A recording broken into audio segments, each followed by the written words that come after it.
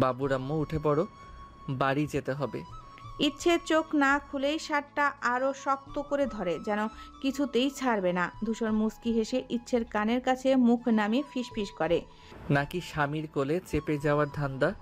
ধূসরের কণ্ঠে গভীরতা, গরম নিঃশ্বাস আর এত কাছ থেকে ফিসফিসিয়ে স্বর, সবকিছু মিলে যেন মুহূর্তেই ইচ্ছের ঘুম ছুটে যায়। এক লাফে উঠে বসে পড়ে, মুখ লজ্জায় লাল হয়ে যায় নিমিষেই। চোখ নামিয়ে ফেলে দ্রুত ইচ্ছে।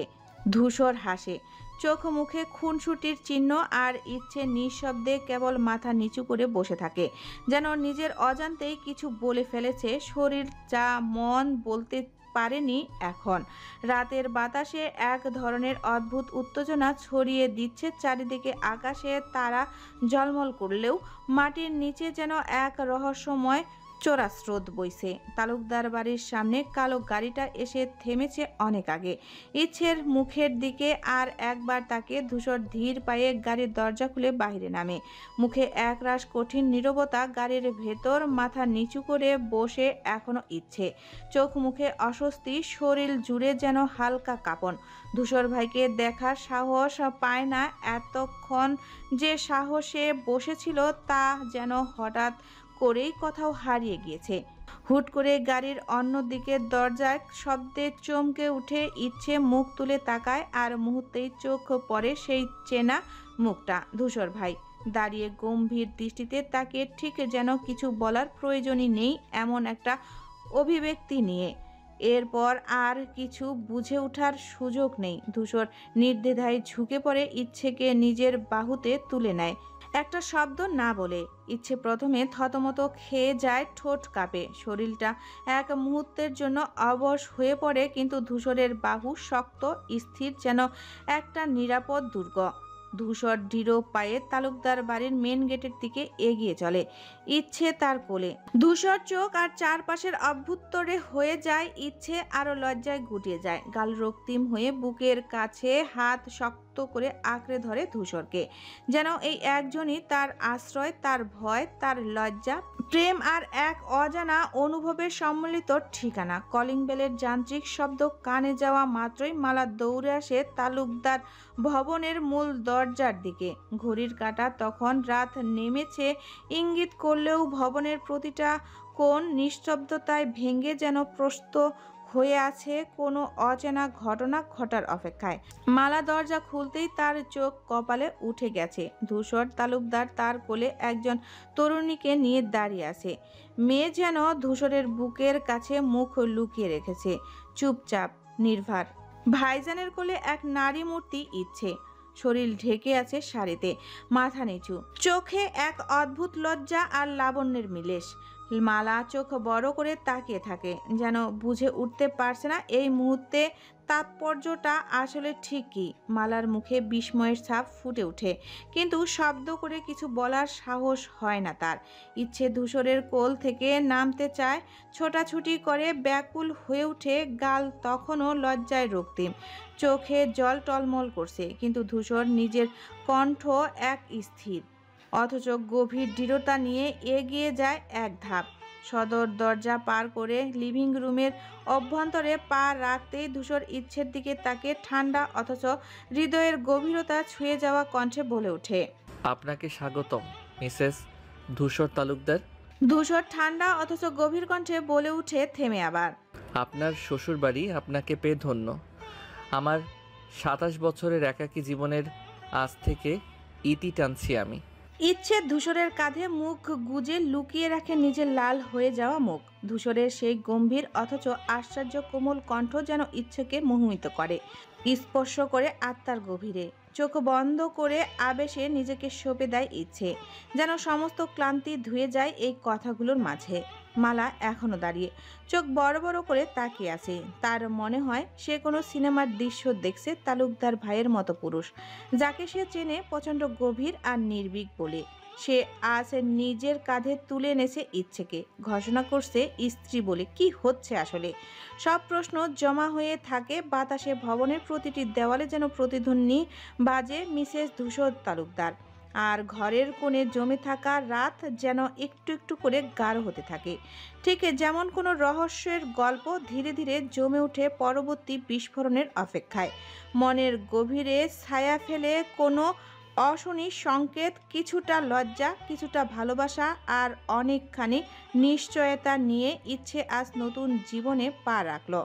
অথচ এই সরুর ভিতরে লুকিয়ে আছে হাজার প্রশ্ন আর ধূসর যেন প্রতিটি প্রশ্নের উত্তর নিজেই হয়ে উঠতে চায়। ধূসর সিঁড়ি দিয়ে ধীরে ধীরে উপরে উঠতে থাকে। কোলের নিস্তব্ধ ইচ্ছের চোখ বন্ধ, নিঃশ্বাস ভারী।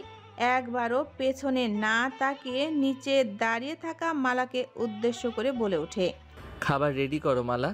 ইচ্ছেকে সরাসরি কোলে তুলে নিয়ে ধূসর সজা ঢুকে পড়ে নিজের ঘরের ভিতর। বিছানার উপর ইচ্ছেকে আস্তে করে বসিয়ে দেয়, তারপর এগিয়ে যায় নিজের আলমারির দিকে। সেখানে রাখা এক বড় বক্স টেনে বের করে আনে, তারপর সেটি ইচ্ছের সামনে রেখে বলে, আমি ফ্রেশ হয়ে আসছি, বক্স খুলে যেটা সবচেয়ে পছন্দ হবে ওটাই হাতে নিয়ে বসে থাকবি, কেমন? কোনো ধরনের চাপ নয়, আবার অস্বীকারের সুযোগও নেই। ধূসরের ভঙ্গিতে এক অদ্ভুত ভালোবাসার দখলদারি। ধূসর ওয়াশরুমে ঢুকে গেলে ইচ্ছে নিঃশব্দে বসে পড়ে বক্সটির দিকে তাকে। হালকা লাল গোলাপি কাগজে মোড়ানো সেই বক্স, এক ধরনের উষ্ণতা মিশে আছে। ধূসরের স্পর্শ যেন লেগে আছে প্রতিটি কোণে। ধীরে ধীরে ঢাকনা খুলতেই এক চিরকুট চোখে পড়ে, তার উপরে লেখা, অষ্টাদশী, আপনাকে আমার জীবনের 18টা বসন্ত রাঙানোর জন্য অজস্র চুমু। চোখের পাতা কাঁপে ইচ্ছে, ঠোঁটে লেগে থাকা লজ্জায় ডুবে থাকা এক অস্পষ্ট হাসি। চিরকুটটি দ্রুত শাড়ির নিচে লুকিয়ে ফেলে, যেন কেউ দেখে ফেলবে এমন ভয়। বুকের মধ্যে ধুকধুকিয়ে উঠে কিছু একটা অনুভব, যা কেবল ধূসরই সৃষ্টি করতে পারে তার ভেতর। আর কত কি সহ্য করবে ইচ্ছে ভেবে পায় না। অন্তরালটা যেন কিছুক্ষণের জন্য নিঃশব্দে থেমে যায়। নির্জন ঘর জুড়ে যেন ছায়া নেমে আসে। হালকা চাঁদের মৃদু আলো জানালার ফাঁক দিয়ে পড়ে আছে বিছানার চাদরে। ইচ্ছে বিছানার এক কোণে বসে বক্স খুলে বসে ধীরে ধীরে একে একে সাজানো শাড়িগুলো বের করে গুনে গুনে 1 2 3 অষ্টাদশ সংখ্যায় এসে চোখ আটকে যায়। আগের বার 17টা শাড়ি গুনে গুনে পেয়েছিল, তবে কে দিয়েছিল জানে না। তবে এইবার কিছু যেন মিলাতে পারে ইচ্ছে। কালো রঙা সিল্কের একটা শাড়ি, সারা গায়ে সূক্ষ্ম হাতের কাজ করা, পাড়ে সোনালি জরির কাঁথা সাজ, সেই কালো গভীরতাকে যেন আরো রহস্যময় করে তোলে। শাড়িটার ভাঁজ খুলতে খুলতে ইচ্ছে এক রকম অনুভূতি হয়ে পড়ে। ঠিক তখনই হঠাৎ ক্লিক শব্দে চমকে উঠে ইচ্ছে। ওয়াশরুমের দরজার নখ খুলছে।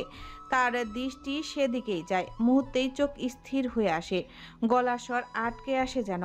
ধূসর ভাই, হঠাৎ নির্বাক। চোখ দুটো বড় হয়ে উঠে ইচ্ছের। ওয়াশরুম থেকে ধীরে ধীরে বের হয়ে আসে ধূসর। পুরো শরীরে শুধু কোমরে জড়ানো সাদা টাওয়াল, চওড়া বুকের ওপর শিশিরের মতো টলটল করে জমে আছে পানির কণা। কাঁধ থেকে গড়িয়ে পড়ছে অল্প অল্প পানি, যা বুকের নিচ দিয়ে পেট বরাবর চলে যাচ্ছে টাওয়ালের ভাঁজে। ভেজা চুলের ফাঁক দিয়ে পানি টপ টপ করে মেঝেতে পড়ছে।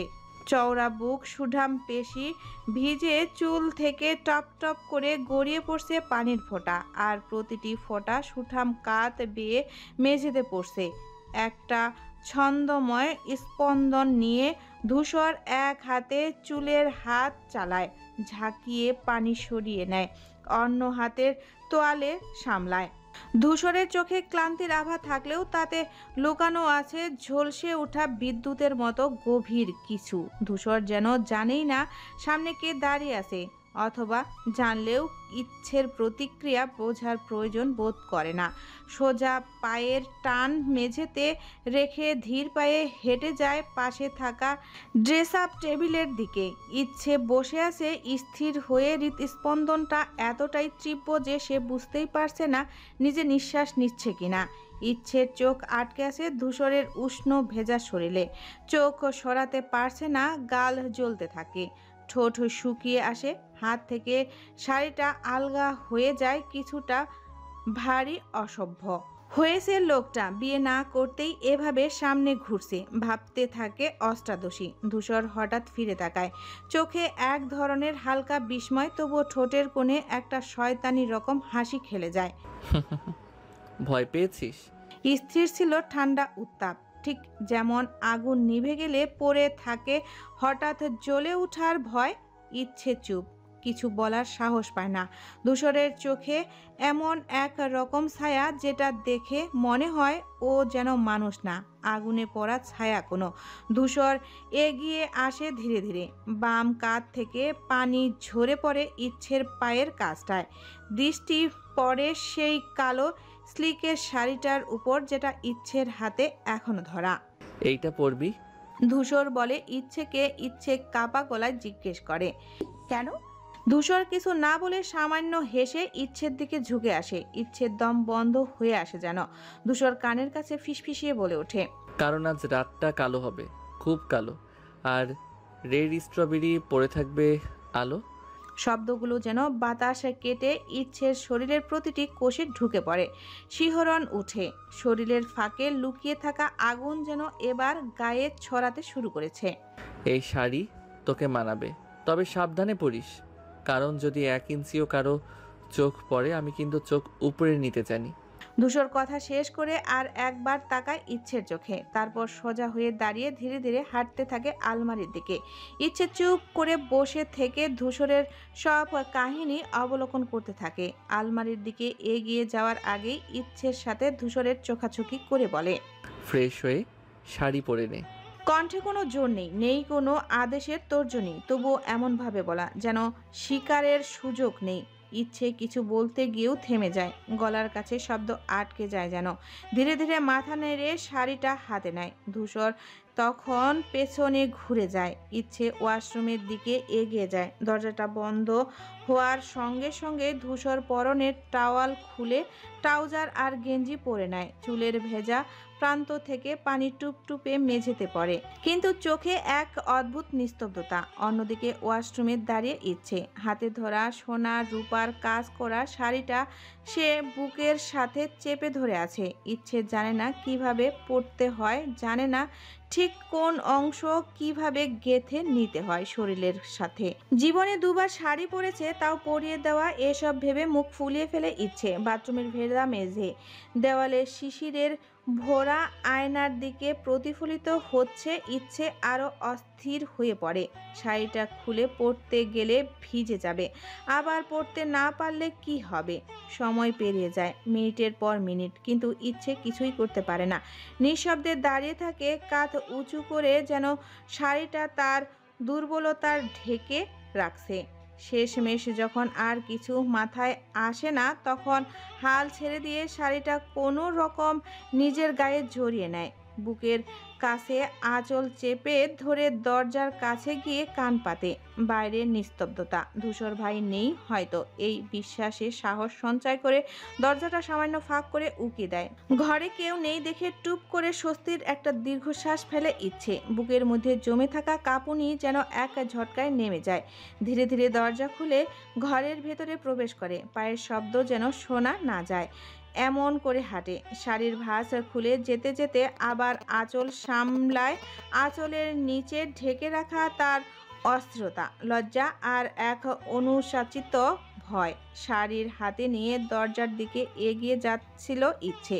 মালার ঘরের গিয়ে শাড়িটা ঠিকঠাক পরার পরিকল্পনা আগেই করে রেখেছিল, তবে দরজার হাতল ছুতেই আচমকা কেউ যেন ওর কবজি ধরে টেনে নেয়। পরক্ষণেই দেওয়ালের গায়ে ঠেসে দাঁড়িয়ে যায় ইচ্ছে। সামনে এখন ধূসর। চোখ দুটো বিস্ময়ে বড় হয়ে আসে ইচ্ছের। ধূসর ভাই এখানে, সে তো ঘরে ছিল না। মুহূর্তেই নিজের হিসাবে ভুল বুঝতে পারে। ইচ্ছে হয়তো বারান্দায় ছিল, অথবা স্ফুট চুপচাপ থেকে তাকে লক্ষ্য করছিল এই পুরো সময়টা। ইচ্ছে দ্রুত নিজেকে গুছিয়ে নেয়, শাড়িটা দু হাতে বুক বরাবর আগলে ধরে। ধূসরের তীক্ষ্ণ গভীর দৃষ্টি যেন শরীরের ভেতর ঢুকে যেতে চাইছে। ইচ্ছে কাঁপা গলায় বলে, শাড়িটা পরিয়ে নিয়ে আসি, আমি পারছি না। কথাটা শেষ হতে দেয় না। ধূসর এগিয়ে এসে ওর সদ্য গোসল করা ঠান্ডা পেট গলিয়ে কোমরের ভেতরে বাহু গুজে দেয়। ঠোঁটের প্রান্তে চেনা এক রহস্যময় হাসি। নিঃশ্বাসটা গা ঘেঁষে আসে আর কানে কানে বলে, আমি পরিয়ে দেই। ইচ্ছে কেঁপে ওঠে, শরীরটা কেমন নিস্তেজ লাগতে থাকে মুহূর্তেই। মুখটা নিচু করে ফেলে, কিন্তু ধূসর এক চুলও নড়েনি।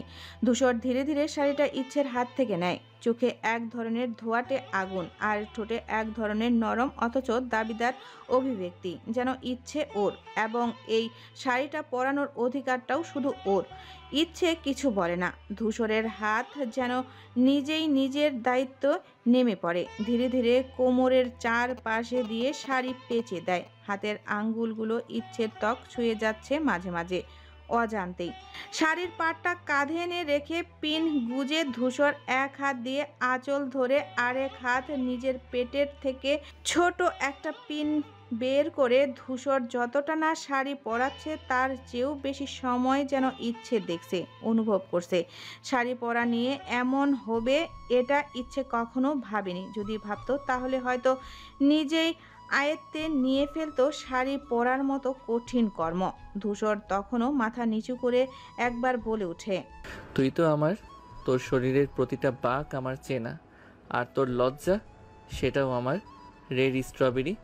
ইচ্ছে শাড়ির আঁচলের নিচে লুকিয়ে পড়ে, যেন মুখটা গরম হয়ে ওঠে। নিজেকে আড়াল করতে উঠে পড়ে, কিন্তু ধূসরের সামনে কিছুই গোপন রাখা যায় না। শেষবার একগুচ্ছ কুচি ইচ্ছের হাতে ধরিয়ে দেয় ধূসর, গুজে নেওয়ার জন্য। ইচ্ছে কাপা হাতে কুচির নাভির বরাবর গুজে ফেলল।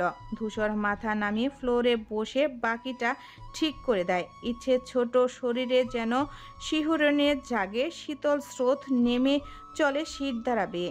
পাশের আয়নায় নিজেদের প্রতিবিম্ব দেখে ইচ্ছে। ধূসর পেছন থেকে ওকে জড়িয়ে ধরে, শাড়ি ঠিক করে দিচ্ছে, আর ও নিজের বুকের ভেতরের ঢেউ সামলাতে পারছে না। ধূসর ফিসফিস করে বলে, আমি তোর শরীর নয়, তোর সমস্ত অস্তিত্ব গায়ে জড়াতে চাই। আমার হাত দিয়ে, আমার দৃষ্টি দিয়ে, আমার অধিকার দিয়ে। ইচ্ছে এবার আর দাঁড়িয়ে থাকতে পারে না, ওর পা কাঁপে। ধূসর তার টের পেয়ে কোমরের বাঁ পাশে এক হাত রাখে, আরেক হাত কাঁধ ছুঁয়ে সান্ত্বনা দেয়, কিন্তু চোখের ভাষায় জানিয়ে দেয় সান্ত্বনার আড়ালে তার অধিকার এখন। ধূসর ইচ্ছেকে সম্পূর্ণ শাড়ি পরিয়ে দেয়। ধূসর যেন ইচ্ছেকে ঢেকে দিল নিজের ছায়ায়, নিজের ছোঁয়ায়, আর এক ভয়ঙ্কর অথচ অসম্ভব ভালোবাসার দাবিতে। শাড়ি পরানো শেষ হলে ধূসর নিঃশব্দে ইচ্ছেকে আয়নার সামনে দাঁড় করায়। কালো সিল্কের কারুকাজ করা শাড়িতে ইচ্ছে যেন সত্যি অন্য এক জগতের বাসিন্দার, নির্ঘাত কোনো ঘুমন্ত পরী, কোনো স্বপ্নের নারী, যার রূপ শুধু চোখে না মনে গেঁথে থাকার মতো। শাড়ির আঁচলে জড়ানো গম্ভীর সৌন্দর্য যেন আয়নার প্রতিবিম্ব আভা ছড়ায়। ইচ্ছের গালে থাকা কুচকুচে কালো তিলটা যেন শাড়ির সঙ্গে প্রতিযোগিতায় নেমেছে, কে বেশি মহাজাগানিয়া। ইচ্ছে আয়নার দিকে তাকিয়ে এক দৃষ্টিতে নিজেকে দেখে, খুঁটিয়ে খুঁটিয়ে আশ্চর্য হয়ে লক্ষ্য করে ধূসর ভাই কি নিখুঁতভাবে পরিয়েছে শাড়িটা। কোথাও একটা ভাঁজও নেই, কোথাও অসঙ্গিত নেই, এমনকি পিনটাও এমনভাবে লাগানো যেন সে প্রতিটা ছোঁয়ায় নিজের যত্ন ঢেলে দিয়েছে। ইচ্ছের মনে পড়ে যায় সে নিজের হাতে অনেক সময়ও এমনভাবে শাড়ি ঠিক করে উঠতে পারেনি। এখন মনে হচ্ছে তার শাড়ির প্রতিটি রেখা, প্রতিটি ভাঁজ ধূসর যেন কল্পনায় একে তবেই বাস্তবে ছোঁয়ায় ফুটিয়ে তুলেছে। ইচ্ছের মনের মধ্যে ঘুরপাক খায়। এই কথা ভাবতেই ইচ্ছের গাল লাল হয়ে আসে। সে কিছু বলবে না বলবে ঠিক করে, কিন্তু মুখের লজ্জায় যেন ঢেকে রাখতে পারছে না। ধূসর পাশ থেকে ইচ্ছেকে দেখে হালকা হাসে, যেন ইচ্ছের মনের সব কথা পড়তে পারছে। ইচ্ছেকে আরেকটু কাছে টেনে নিয়ে নিঃশব্দে বলে ওঠে, 27 বছর জীবনে তুই প্রথম নারী। বিশ্বাস কর, বউয়ের জন্য সব শিখেছি। ইচ্ছে কোনো কথা বলে না, চোখে ধরা পড়ে একরাশ বিস্ময়, মুগ্ধতা আর লজ্জার মিলমেশ। ধূসরের কণ্ঠে সেই নির্লিপ্ত ভঙ্গির পেছনে যে কোমল ভালোবাসা লুকিয়েছে তা যেন আজ স্পষ্ট হয়ে উঠেছে আয়নার প্রতিবিম্বতে। এমন সময় পকেটে থাকা ফোন হঠাৎ করে ভাইব্রেট করতে শুরু করলে ধূসর ইচ্ছের চোখে চোখ রাখার মাঝেই আচমকা পিছু হাঁটে। ঠোঁটের কোণায় এক ফোঁটা হাসি রেখে দরজা খুলে বেরিয়ে যায় লিভিং রুমের দিকে। ইচ্ছে প্রথমে থমকে দাঁড়ায়, তারপর নিজের প্রতিচ্ছবি আয়নায় একবার দেখে নেয়। চোখ মুখে লজ্জা, ধক ধক করা বুক, শাড়ির ভাঁজে গরম নিঃশ্বাসের চিহ্ন। ধূসরের আচরণে কেঁপে উঠে সে। কিন্তু নিজেকে শক্ত করে দ্রুত পা ফেলে বেরিয়ে আসে সোজা ধূসরের পিছু লিভিং রুমের দিকে। তবে গিয়ে দেখে ধূসর ভাই নেই। চারিদিকে তাকিয়ে ধূসরকে খুঁজে ইচ্ছে, কিন্তু কোথাও নেই। ঠিক তখনই মালা হন্তদন্ত হয়ে এসে বলে ওঠে, ভাইজান তোকে খেয়ে নিতে বলেছে ইচ্ছে, চল খাবি। ইচ্ছে কিছুক্ষণ চুপ থেকে শুধু জিজ্ঞেস করে, উনি কোথায় গেছে রে মালা? কিছু বলেনি? মালা মাথা নাড়িয়ে বলে, না, বড় ভাইজান কিছু বলেনি। আর কথা না বাড়িয়ে ইচ্ছে আস্তে পা ফেলে ডাইনিং টেবিলে গিয়ে বসে। মালা এক এক করে খাবার সার্ভ করতে থাকে। আর তখন হঠাৎ বলে, মালা কিছুটা হাসি নিয়ে বলে, ইচ্ছে তোকে দারুণ লাগছে এই শাড়িতে, তোর গায়ে এই রংটা একেবারে ভাইজানের পছন্দ মতন। তবে একটা কথা বলি, তখন ভাইজান কেন তোকে কোলে করে আনলো রে? ইচ্ছে সেই কথা শুনে চমকে যায়। কি বলছে মালা? মুখ হঠাৎ শুকিয়ে আসে তার। ঠিক তখনই পানির গ্লাস তুলে নিয়ে মুখে ঢেলে দেয়, যেন গলা দিয়ে কিছু নামতে চায় না। আর কাশি উঠে যায় হঠাৎ। গ্লাসের পানি ছিটকে পড়ে টেবিলের উপর। আর মালা তাড়াহুড়া করে সামনে এগিয়ে এসে পিঠে হাত রাখে। ও মা, বিষম খেয়েছিস নাকি? মালা প্রশ্ন করে। তার চোখে মুখে দুশ্চিন্তার ছাপ। ইচ্ছের যেন মুহূর্তেই দম বন্ধ হয়ে যায়। গলায় হঠাৎ কাটা লেগে যায়। হু হু করে বিষম খেয়ে ওঠে। মালা দৌড়ে গিয়ে পানি এগিয়ে দেয়। ইচ্ছে গ্লাসটা ধরে দ্রুত চুমুক দেয় এক একে, যেন সেই প্রশ্নটা তার শরীরের রন্ধ্রে রন্ধ্রে ঢুকে গেছে। ধূসর ভাই কি বলেছে, কি করেছে, সব কিছু যেন এখন আরও গাঢ় রহস্য হয়ে সামনে আসছে।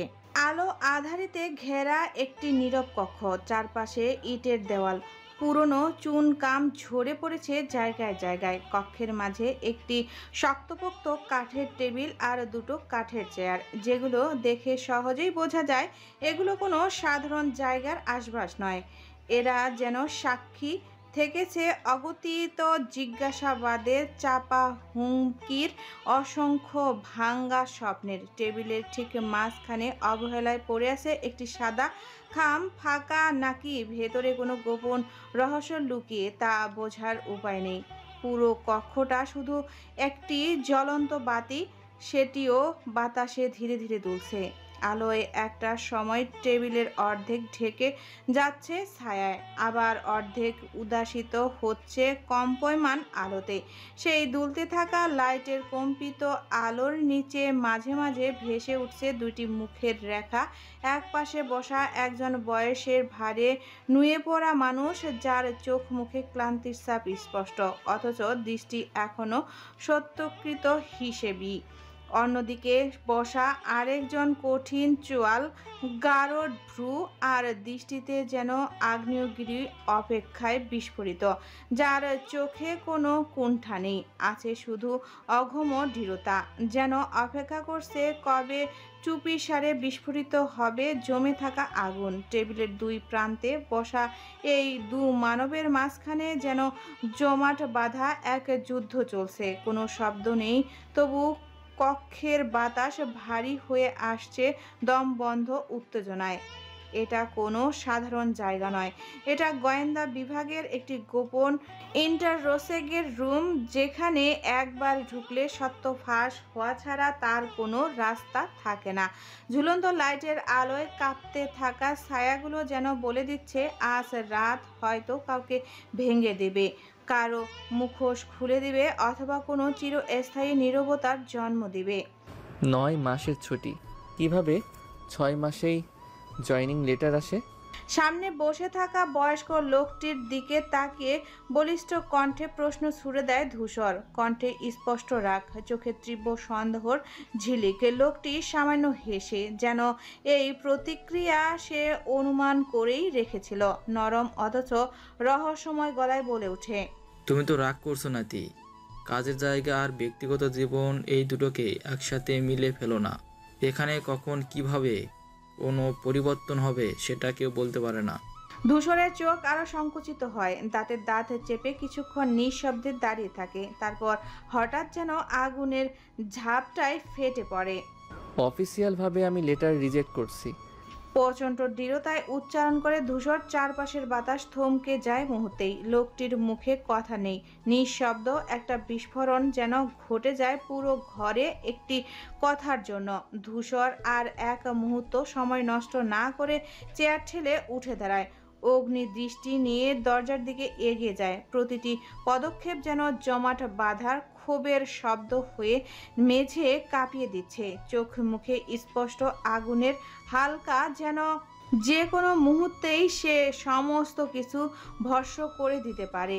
নিস্তব্ধ রাতের নীরবতায় তালুকদার পরিবারের গাড়িগুলো যখন একে একে বাড়ির উঠোনে ঢুকে থামে, সময় তখন প্রায় 12টা ছুঁই। চারপাশের ক্লান্তি যেন বাতাসে মিশে গেছে। সকলে নীরবে ধীরে ধীরে যেয়ে যার ঘরের দিকে পা বাড়ায়। শরীরের ক্লান্তি আর দিনের ঘটনাগুলো ভার যেন প্রতিটা দেহ চেপে বসেছে। হৈমন্তী তালুকদার ধীরে নিজের শয়ন কক্ষে ঢুকে পড়েন, কিন্তু কিছুতেই তার মন টিকছে না। ভেতরে একটা অদৃশ্য অস্বস্তি কুঁকড়ে ধরে আছে তাকে।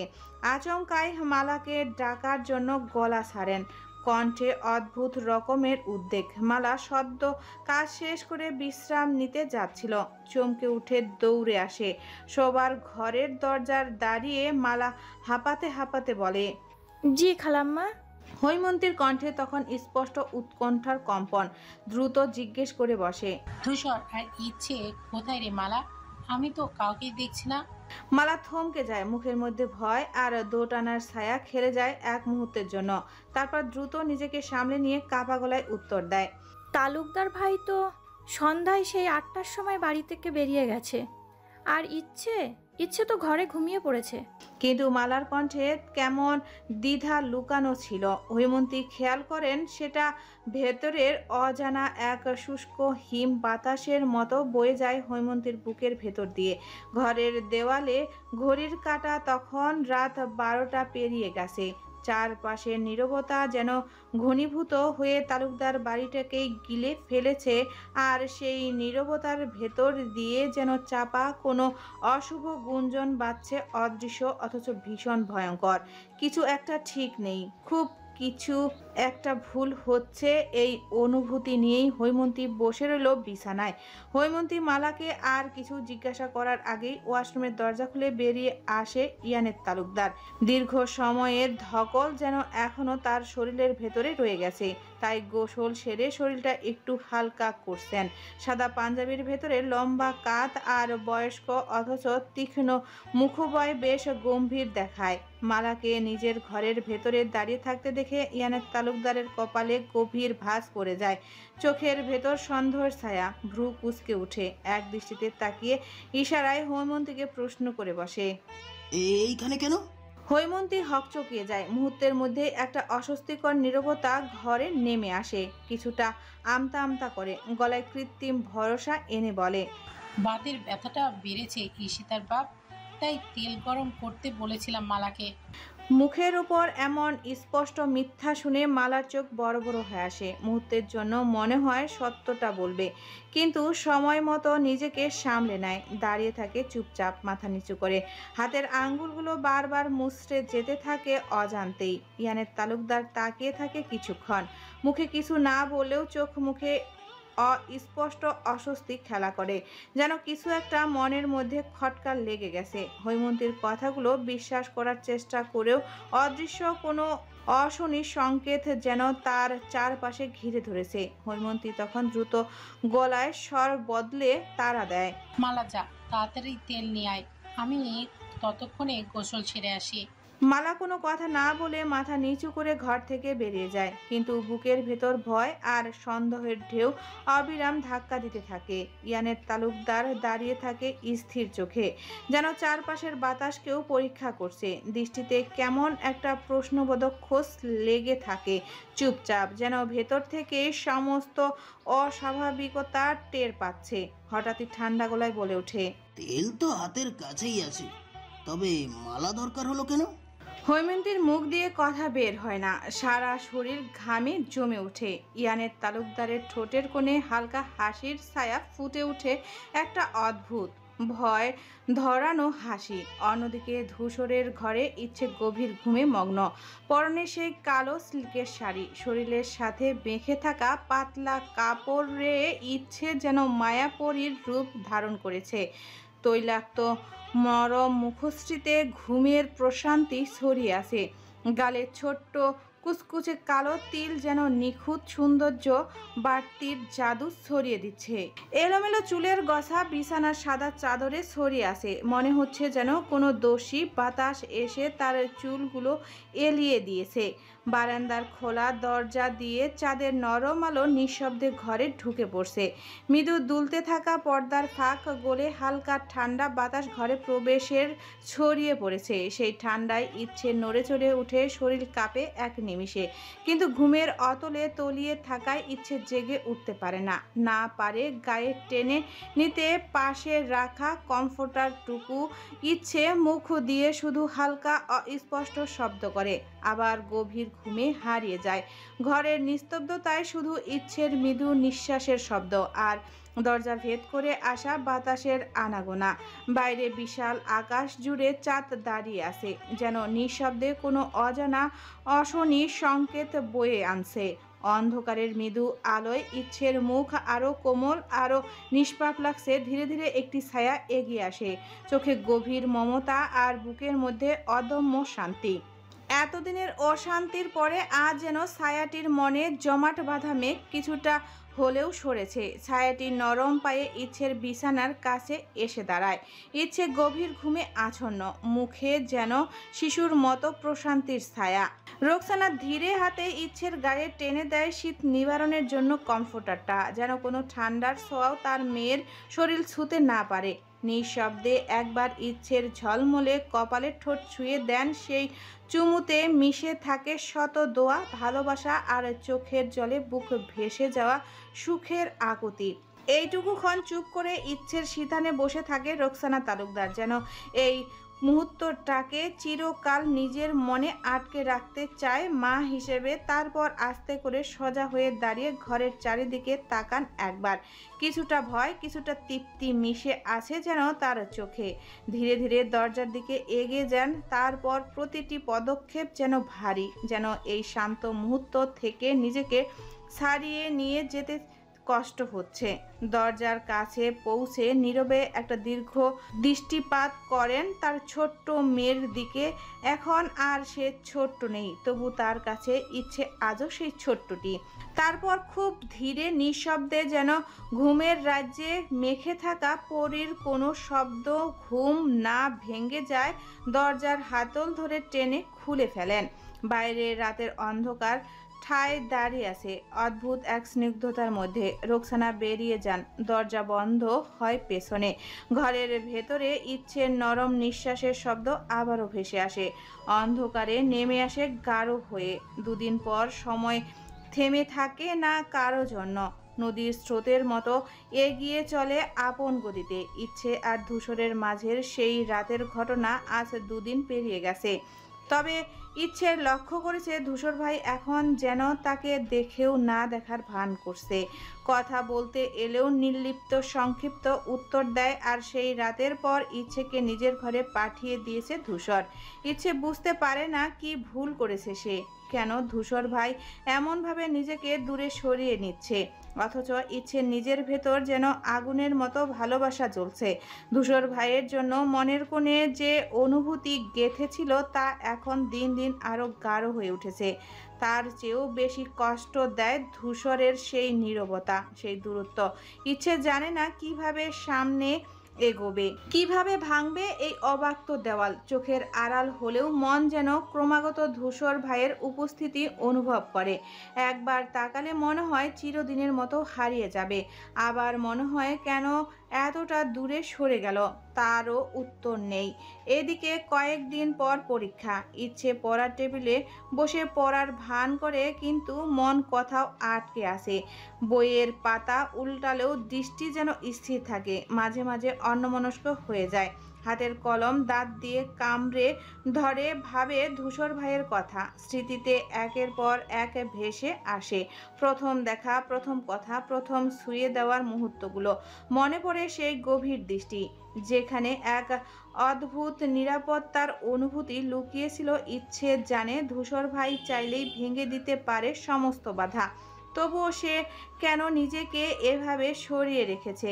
ইচ্ছে একা একা উত্তর খুঁজে, আর বুকের ভেতর চেপে বসে অদৃশ্য ভয়, যদি ধূসর ভাই সত্যি তাকে দূরে সরিয়ে দেয়, যদি এই নীরবতা আর কখনো না ভাঙে। পড়ার টেবিলের ওপর মাথা রেখে ইচ্ছে চুপচাপ পড়ে থাকে।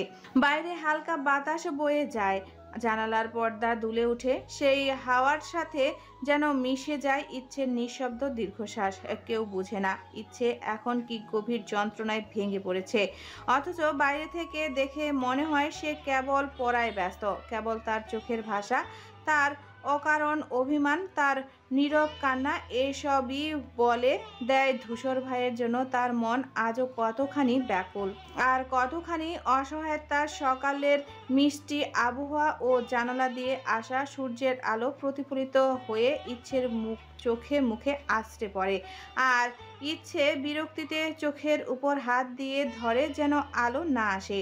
তবে এমন সময় ইচ্ছের কানে কিছু কান্নার শব্দ আসতে থাকে। হৈমন্তীর কান্নার আওয়াজে ইচ্ছের ধ্যান ভেঙে যায়, মুহূর্তেই সজাগ হয়ে ওঠে, ভালো করে কান পাতার চেষ্টা করে, বুঝতে চেষ্টা করে লিভিং রুমে আসলে কি হচ্ছে। কান্নার শব্দ তীব্র হতে থাকে, যেন বুকের মধ্যে এক অজানা আশঙ্কার দানা বাঁধে ইচ্ছের। হৃৎপিণ্ডের ধুকভুকানি যেন বেড়ে যায়, আর দেরি না করে দ্রুত দরজা খুলে নিচতলার উদ্দেশ্যে দৌড়ে যায়। নিচে নেমেই থমকে দাঁড়ায় ইচ্ছে, চোখের সামনে দেখতে পায় হৈমন্তী তালুকদার ফুপিয়ে কাঁদছেন, আর তার সামনে দাঁড়িয়ে আছে ধূসর।